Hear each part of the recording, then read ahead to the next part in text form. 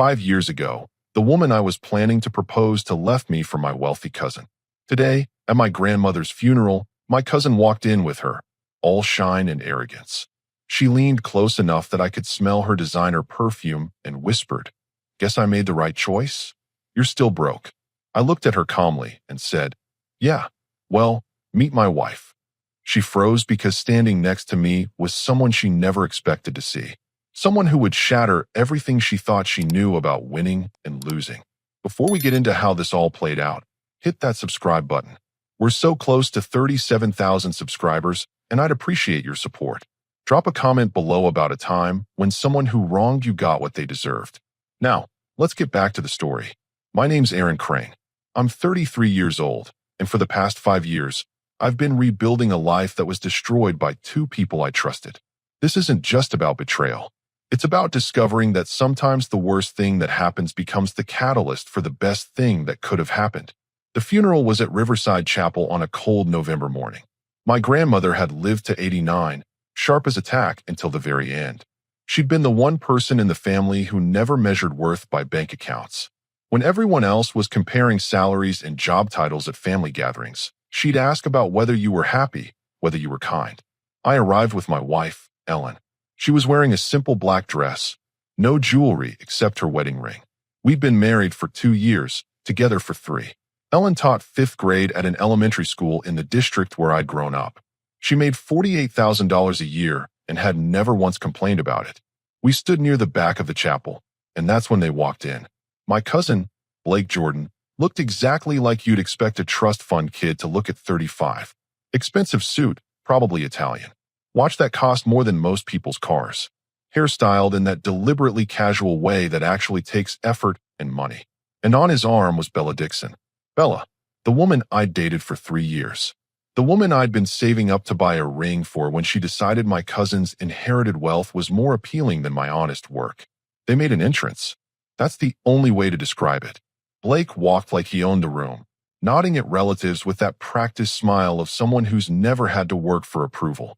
Bella matched his energy, designer handbag, heels that clicked on the wooden floor, diamond earrings catching the light. Their eyes found me almost immediately. Blake's expression shifted into something smug. Bella's face went through several emotions in quick succession: surprise, calculation, then something that looked like satisfaction. The service was standard. Pastor talking about grandma's kindness, her faith, her love for family. I barely heard it. I was too aware of Blake and Bella sitting 3 rows ahead, too conscious of the occasional glance back in our direction. After the service, people gathered in the reception hall. Coffee, sandwiches, people sharing memories. That's when Bella made her move. Ellen had gone to get us coffee when Bella appeared at my side. Up close, I could see the subtle signs of her new life. Professional makeup, skin that had the glow of regular spa treatments. Everything about her screamed money. "Aaron," she said, her voice carrying false warmth. "It's been a while." 5 years, I said flatly. "You look good. Still doing the maintenance thing?" "I'm in industrial consulting now." She nodded, but I could see she wasn't really listening. She was building up to something. Blake joined us, standing just slightly too close to Bella in that possessive way some men have. "Aaron, sorry about your grandmother." "Our grandmother," I corrected. "Right, our grandmother." His smile didn't reach his eyes. "How've you been?" "Still fixing broken equipment." "Something like that." Bella leaned in then, close enough that I could smell her perfume. Expensive, subtle, nothing like the drugstore body spray she used to wear when we were together. Her voice dropped to a whisper, meant just for me. "Guess I made the right choice? You're still broke." She pulled back, expecting to see pain, maybe anger. Instead, I just looked at her calmly. "Yeah, well, meet my wife." Ellen had returned with 2 cups of coffee. She stood next to me, her presence solid and genuine in a way that made Bella's polished exterior suddenly look hollow. Bella's face went through a series of expressions. Confusion first, then something that might have been calculation. Her eyes swept over Ellen, taking in the modest dress, the lack of designer labels, the simple wedding ring. "Your wife," Bella repeated slowly. "Ellen," I said. "This is Bella and my cousin Blake." "Ellen, this is my past. All of it." Ellen extended her hand with a warm smile. "Nice to meet you both. Aaron's told me about you." Blake's expression had shifted. He was studying Ellen with the same calculating look Bella had, trying to figure out the angle, the catch. "You're a teacher, right?" Blake asked. Aaron mentioned that once. "Fifth grade," Ellen confirmed. "Best job in the world." Bella's laugh was sharp. "I'm sure it's fulfilling, though the salary must be challenging." "We do fine," Ellen said simply. There was no defensiveness in her voice, no need to justify or explain. That seemed to restore Bella's confidence. She exchanged a glance with Blake, some unspoken communication between them. "Well," Bella said, her voice back to that false sweetness. "It's good to see you've moved on, Aaron. We were worried you'd never get over me." "I got over you about 5 minutes after I understood who you actually were," I said. My voice was even, conversational. "Took me a while to thank you for it, though." Blake stepped forward slightly. "Look, man, I know things ended badly 5 years ago, but we're family. Maybe it's time to let it go." "I did let it go," I replied. "I let go of both of you. Completely. I'm just here for Grandma."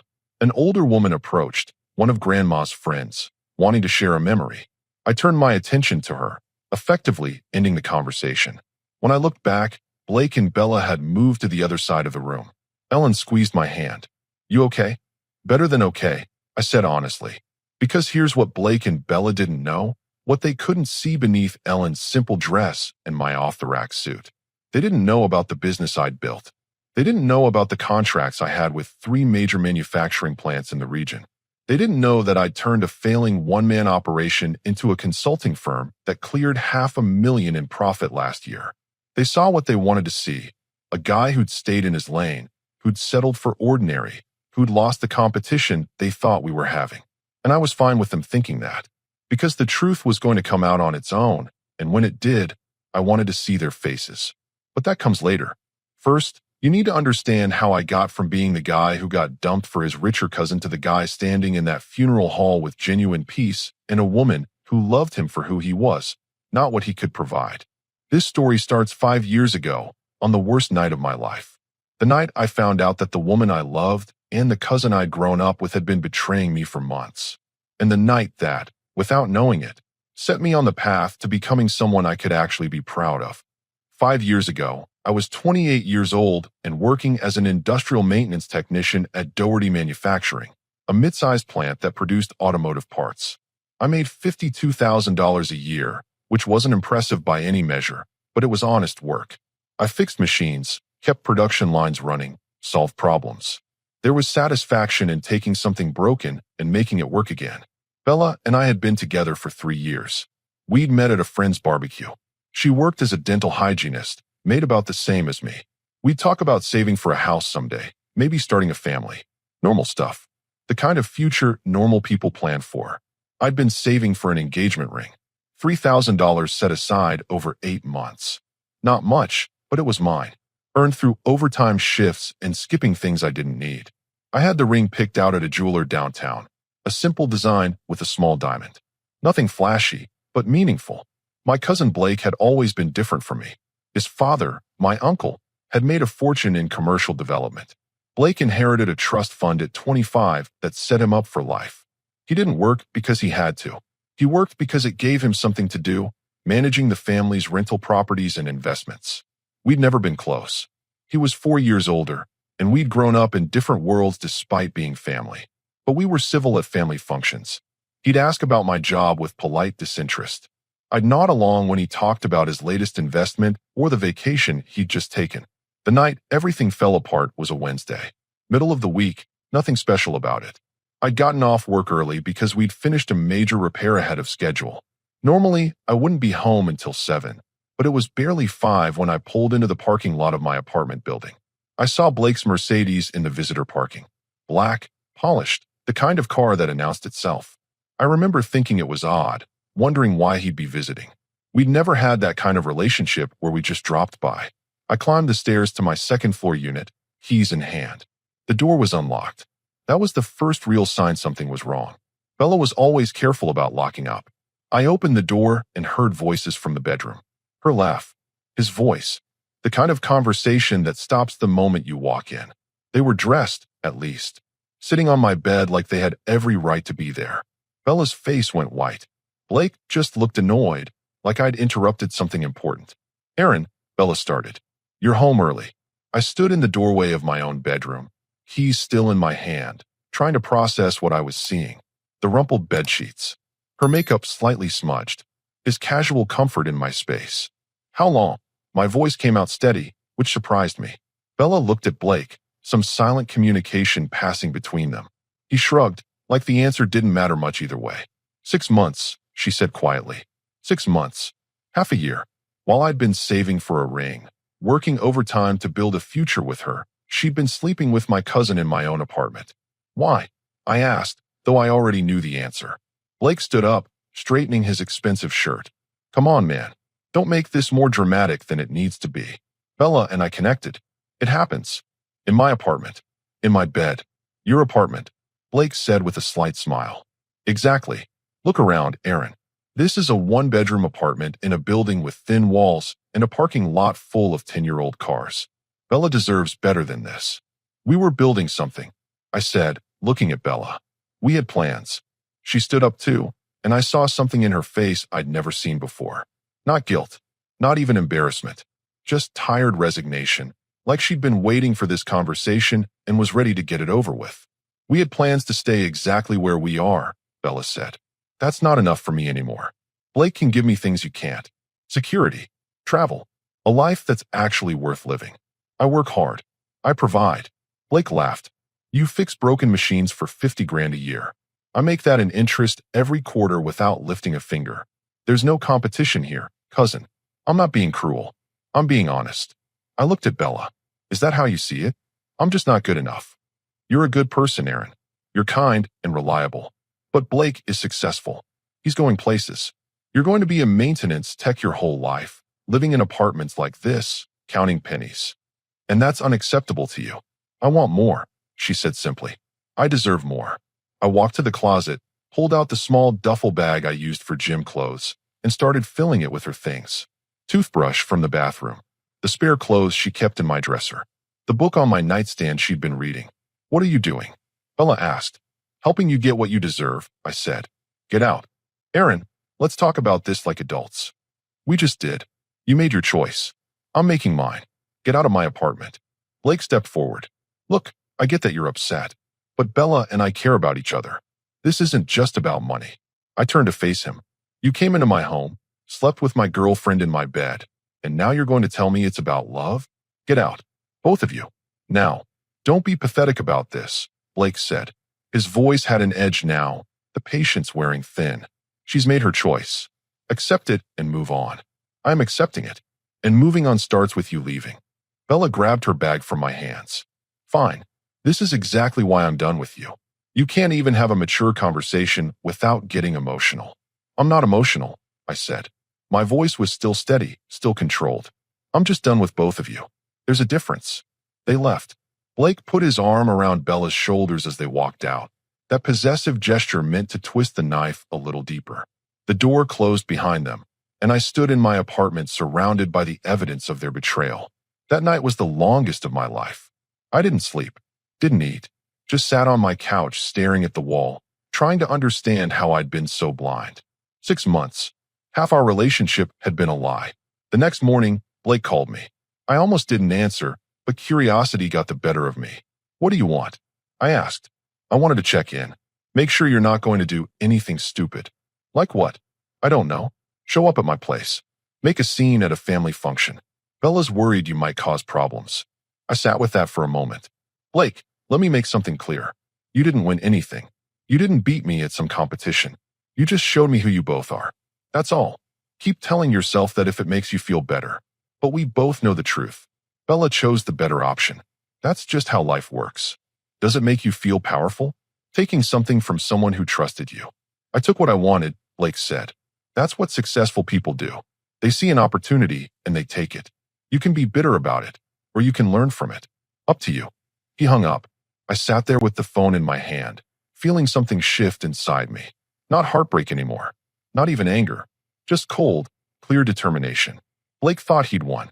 Bella thought she'd traded up. They both thought I'd stay exactly where I was, a maintenance tech in a modest apartment, someone they could look down on at family gatherings. They were wrong. I didn't know how yet. Didn't have a plan. But sitting there in my apartment, betrayed and dismissed, I made a decision. I was going to build something. Something that mattered. Something that proved my worth had nothing to do with inheritance or luck or taking from others. I was going to do it the hard way, the honest way, the way that actually meant something. And 5 years later, standing in that funeral hall with Ellen beside me, watching Blake and Bella think they still had the upper hand, I knew that decision was the best thing that ever happened to me. But getting from that apartment to that funeral hall, that's where the story gets interesting. The weeks after Bella left were brutal, but I refused to fall apart. I showed up to work every day, did my job, went home. That was it. No socializing, no going out, just work and sleep and trying to figure out who I was without her. My coworkers noticed. One guy, Felix Doherty, had worked at the plant for 30 years. He was maybe 58, getting ready to retire in a year or two. He ran a side business doing preventive maintenance consulting for smaller facilities that couldn't afford full-time maintenance staff. He'd built it up over decades, had maybe 8 or 10 regular clients. Felix caught me during lunch break about 2 months after the breakup. I was eating a sandwich in the break room, staring at nothing.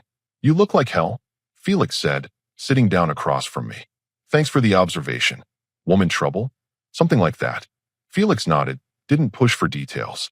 We sat in comfortable silence for a few minutes. "You know what you need?" Felix said finally. "A project. Something to throw yourself into. Sitting around feeling sorry for yourself isn't doing you any good. I'm working. You're going through the motions. There's a difference." He wasn't wrong. I'd been coasting, doing the bare minimum, just trying to get through each day. "What do you suggest?" I asked. "Learn something new. Get better at what you do.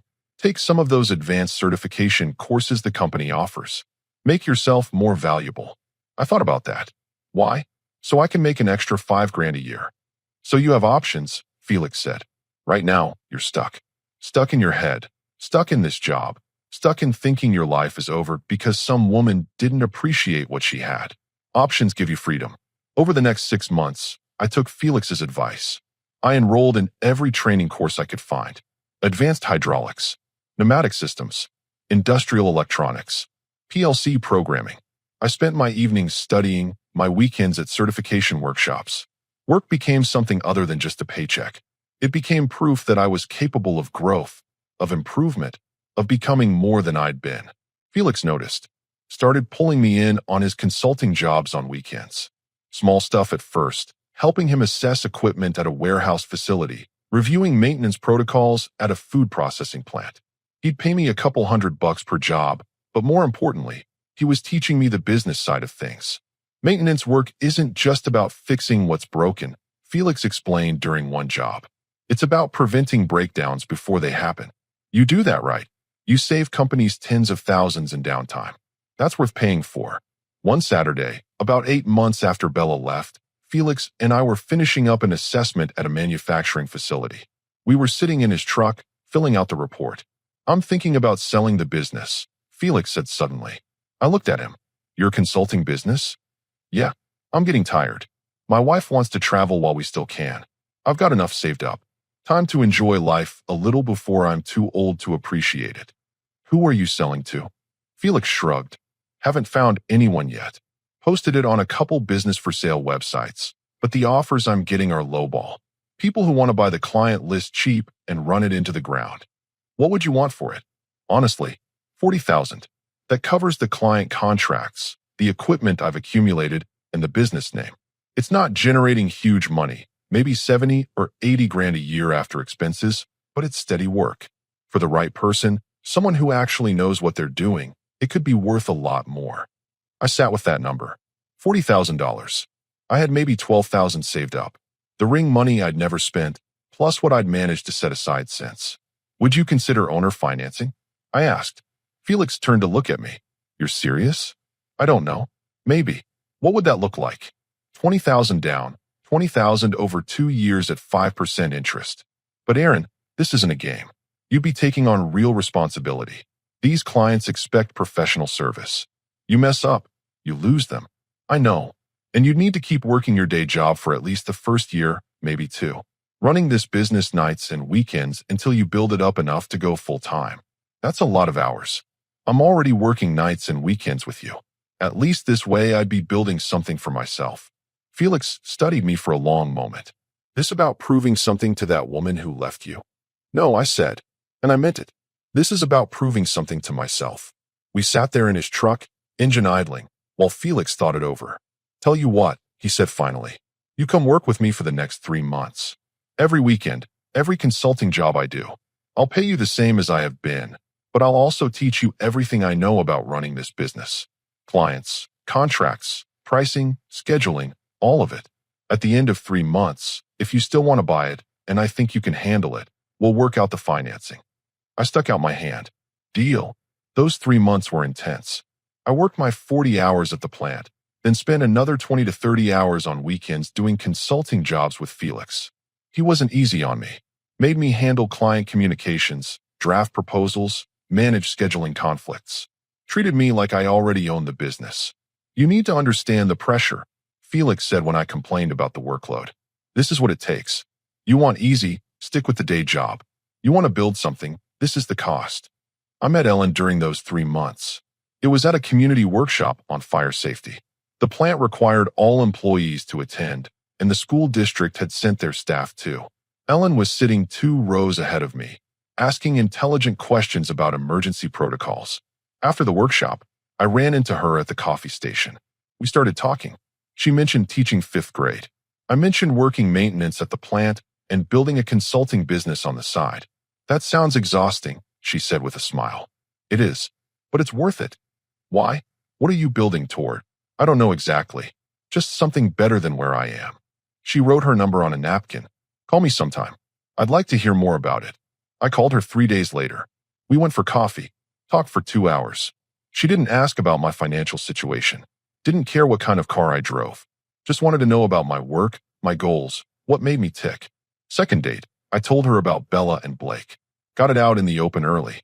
Didn't want any surprises later. Ellen listened to the whole story, then said, "That must have hurt." It did. But you're doing something about it. Not sitting around waiting for life to get better. I respect that. We took things slow. She'd come by sometimes while I was working on proposals in the evenings. Bring dinner. Sit with me while I typed up reports. Never complained about the time I was putting into the business. Just supported what I was trying to build. At the end of 3 months, Felix sat me down in his truck again. You want this business? I do. Then it's yours. 20,000 down, the rest over 2 years. I'll stick around for the first month after the sale, help you transition the clients, make sure you don't crash and burn immediately. I took out a loan for $8,000, cleaned out my savings for the other 12, signed the papers on a Wednesday evening in Felix's kitchen, his wife as witness. Just like that, I owned a business. The first 6 months were terrifying. I'd wake up at 3 in the morning panicking about whether I could actually pull this off. The loan payments, the pressure to keep clients happy, the constant juggling of my day job and the consulting work. But slowly, it started working. Clients stayed with me because I was good at what I did. Word spread. Other facilities started calling. By the end of the first year, I'd added 3 new clients. By the end of the second year, I'd added 5 more. I was working 70-hour weeks between the day job and the consulting business. Exhausted all the time, but I was building something that belonged to me, something no one could take away. Ellen never wavered. Even when I had to cancel dates because of emergency client calls. Even when I fell asleep on her couch going over paperwork. She just kept showing up, kept believing in what I was building. You know you're going to have to quit the plan eventually, she said one evening. We've been dating for a year. You can't keep this pace forever. I know. Just need to build up a little more cushion first. Make sure the business can support me full time. It already can, Ellen said gently. You're just scared to make the jump. She was right. I was scared. The plant job was security, a guaranteed paycheck. The business was risk, uncertainty, depending entirely on my ability to deliver. But 3 months later, I gave my notice at Doherty Manufacturing, walked away from the steady paycheck, and went all in on the consulting business. Best decision I ever made. Within 6 months, I doubled my client list. Within a year, I had to turn down work because I couldn't handle it all myself. That's when I hired my first employee, a younger guy from the plant who reminded me of myself a few years earlier. The business grew, not overnight, not explosively, but steadily. Honestly, built on reputation and quality work. And through it all, Ellen was there. We got married 2 years after we met. Small ceremony, just family and close friends. I didn't invite Blake. Didn't even tell him it was happening. He wasn't part of my life anymore. By the time my grandmother died, 5 years after Bella left me, the business was clearing $500,000 in annual profit. I had 4 employees, contracts with major facilities across the region, a house that Ellen and I had bought together, a life we built from scratch. But Blake and Bella didn't know any of that. They saw what they wanted to see at the funeral: a maintenance guy in an off-the-rack suit, a teacher wife in a simple dress, people who'd stayed in their lane. They had no idea what was coming. The funeral reception dragged on. People sharing stories about grandma, eating sandwiches, pretending the family tensions weren't obvious to everyone in the room. Blake and Bella stayed on the opposite side, surrounded by relatives who seemed impressed by their designer clothes and expensive watches. I overheard Blake talking to our uncle about some investment opportunity, his voice loud enough to make sure everyone could hear how successful he was. Same old Blake, always performing, always needing an audience. Ellen and I were getting ready to leave when Bella approached again, this time without Blake, who was cornered by an elderly aunt telling some long story. "Can we talk?" Bella asked. Her voice was different now, less sharp. "Just for a minute?" Ellen squeezed my hand. "I'll wait by the car." Once Ellen was gone, Bella's mask slipped a little. "You seem happy." "I am." "She seems nice." "Your wife." "She is." Bella looked uncomfortable, like she was trying to find words for something difficult. "Look, I know how things ended between us was harsh, but you understand why I made the choice I did, right? I needed stability. Security. You needed money. I corrected. There's a difference. Blake can provide things you never could." "Like what? Designer handbags? Fancy dinners? Is that what makes you happy?" "It's better than scraping by." I could have left it there. Could have just walked away. But something in her tone, that assumption that I was still the struggling maintenance tech, pushed me to respond. "I'm not scraping by, Bella. Haven't been for years." She laughed. "Come on, Aaron. You're a maintenance guy. That's fine. There's nothing wrong with honest work, but let's not pretend you're doing well. I own a consulting firm, industrial maintenance and predictive systems. 6 employees, contracts with major facilities in 3 states. Last year we cleared $500,000 in profit." Her smile froze. "You're lying. Check the business registry. Crane Industrial Consulting. Been operating for 4 years. The color drained from her face. "But you were just a technician." "I was. Then I bought a small consulting business and grew it. Turns out I'm good at it. Turns out working hard and treating people fairly builds a solid reputation." Blake appeared, sensing something was happening. "What's going on?" "Your cousin's trying to impress us with some story about owning a business," Bella said, but her voice wavered. "It's not a story," I said calmly. "Look it up if you want. I'm not trying to impress anyone. You asked about my life. I told you." Blake's expression shifted, calculation replacing smugness. $500,000 in profit? That's substantial." "It is. And you didn't think to mention this at family gatherings?" "I don't go to family gatherings anymore. You're not part of my life, Blake. Haven't been for 5 years. Bella was staring at me like she'd never seen me before. "But Ellen's a teacher. Your house, your car, everything seems so ordinary." "Because we choose ordinary. We don't need to prove anything to anyone. The money goes into savings, investments, Ellen's student loan payoff. We live comfortably, we're happy, and we don't measure our worth by what we own." "This doesn't make sense," Bella said. "You were nothing when I left you." "No," I corrected. "I was someone building something. You just couldn't see it because you were too focused on what Blake already had." Blake stepped closer, his voice dropping. "Even if this is accurate, it doesn't change anything. You still lost, Aaron. Bella chose me, and I'm grateful she did. She showed me who she was before I wasted more time. Before I married someone who'd leave the moment someone richer came along." "That's not fair," Bella protested. "Isn't it? You left me for Blake because he had money. You admitted it yourself 5 years ago. So what happens when someone wealthier than Blake shows interest? What happens when the trust fund runs low or the investments go bad?" Blake's jaw tightened. "My finances are solid." "Are they?" "Because from what I hear through the family grapevine, the commercial property market has been rough lately. Lot of vacancies, lot of pressure." His silence confirmed what I'd suspected. Blake's income wasn't as stable as it used to be. The easy money from his father's legacy was getting harder to maintain. "We're doing fine," Blake said, but he sounded defensive. "I'm sure you are, and I genuinely hope you stay that way. But understand something. I'm not your competition. I never was. You thought you won because you took something from me. But all you really did was save me from making a massive mistake. I turned to leave, then stopped. Bella, I hope you find what you're looking for. I hope Blake's money makes you as happy as you thought it would. But I found something better. I found someone who chose me for who I am, not what I can buy her. Ellen was waiting by the car, patient as always. As we drove away, I saw Blake and Bella in the rearview mirror, standing in the parking lot, clearly arguing. The perfect couple's facade was cracking. How do you feel? Ellen asked. Satisfied. Not because I proved something to them. Because I finally let go of the last piece of anger I was holding on to. You built a good life, Aaron. You should be proud. We built a good life, I corrected. I couldn't have done any of this without you. She smiled and took my hand. So what now? Now we go home. Maybe order takeout.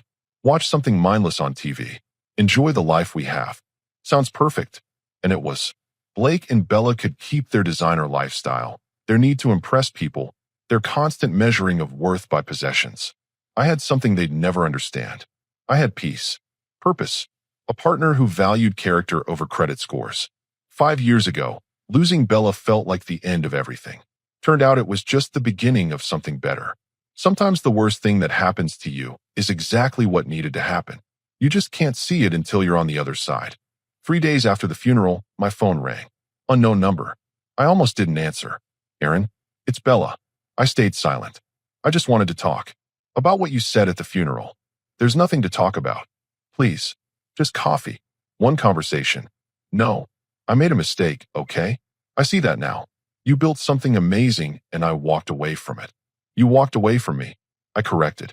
The business came after. And even if I was still that technician making $50,000 a year, walking away from someone who loved you for someone with more money says everything about your character. People change. I've changed. I'm sure you have. But I'm married, Bella. Happily married. To someone who chose me when I had nothing special to offer except myself. That's worth more than anything you could say now. Blake and I are having problems. There it was. The actual reason for the call. That's between you and Blake. The money's not what I thought it would be. He's stressed all the time. The properties aren't doing well. We fight constantly about finances. And you thought calling me would accomplish what exactly? She was quiet for a moment. I don't know. Maybe I just wanted to hear that you forgive me. I don't forgive you, Bella. But I don't hate you either. You did what you thought was best for yourself. It hurt, but it led me to Ellen. So in a weird way, thank you. That's it. That's all you have to say. What do you want me to say? That I'll leave my wife for you? That I've been waiting 5 years for you to realize your mistake? I moved on. Built a life. You should do the same. With Blake. That's your choice. But calling your ex-boyfriend because your current relationship is struggling isn't the answer. I hung up. She didn't call back. That evening, I told Ellen about the conversation. She listened quietly, then said, Do you think she'll leave Blake? Probably. Once she finds someone wealthier. That's sad. It is. But it's not our problem. Ellen nodded. You know what I love about you? You never needed revenge. You just lived well. Living well is the best revenge, I said. Someone smart probably said that. She laughed. Probably. 2 months later, my mother mentioned that Blake and Bella had separated. Bella had moved out, was dating some executive she'd met at a charity event. Blake was bitter, angry, feeling betrayed. I felt nothing. No satisfaction, no sympathy, just indifference. They'd both made their choices. Now they lived with the consequences. My life continued. The business grew. Ellen and I talked about starting a family. We traveled when we could, enjoyed quiet weekends at home, built something steady and meaningful. 5 years ago, I thought losing Bella was the worst thing that could happen. Now I understood it was the best. Not because of the business success or the money, because it cleared the path to finding Ellen, to building a life based on values instead of appearances. Blake had taken something from me, but what he'd actually done was give me a gift. Freedom from a relationship built on the wrong foundation. Freedom to find something genuine. And that was worth more than any trust fund. A year passed. Ellen got pregnant. We painted the nursery together, argued playfully about names, prepared for the next chapter of our lives. The business continued growing steadily. I promoted one of my technicians to operations manager, giving me more time to focus on family. Success wasn't about working harder anymore. It was about working smarter, building systems that sustained themselves. I ran into Blake one afternoon at a hardware store. We both froze for a second, then nodded awkwardly. He looked tired, older than his years. Congratulations, he said, gesturing to the baby supplies in my cart. Heard you're expecting. Thanks. Business still going well. It is. He nodded, something defeated in his posture. I was wrong, you know. About you. About a lot of things. Yeah, you were. Does that make you happy? Knowing you were right. No, I said honestly. It just makes me grateful I found my own path. Blake looked like he wanted to say more, but I had nothing else to offer him. I nodded and walked away. That was closure. Not dramatic, not satisfying in a Hollywood way. Just two people who'd once been family, now strangers. Ellen asked that evening if seeing Blake bothered me.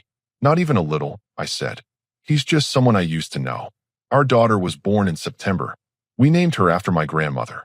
When I held her for the first time, I thought about the journey that led to this moment. The betrayal that broke me. The work that rebuilt me. The woman who loved me. The life we'd created. Blake and Bella were both in new relationships by then, still chasing something they'd probably never find.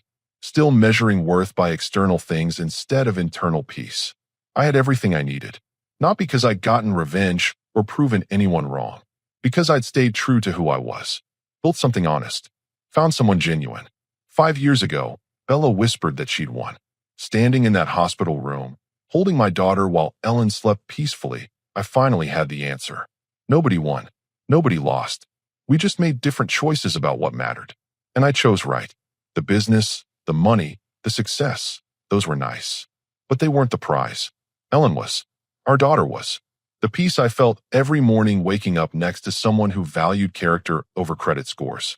That's what winning actually looks like. Not rubbing someone's face in your success. Just living a life you're proud of. With people who matter. Building something meaningful. Blake could keep his trust fund. Bella could keep chasing wealth. I had everything worth having. And that was enough.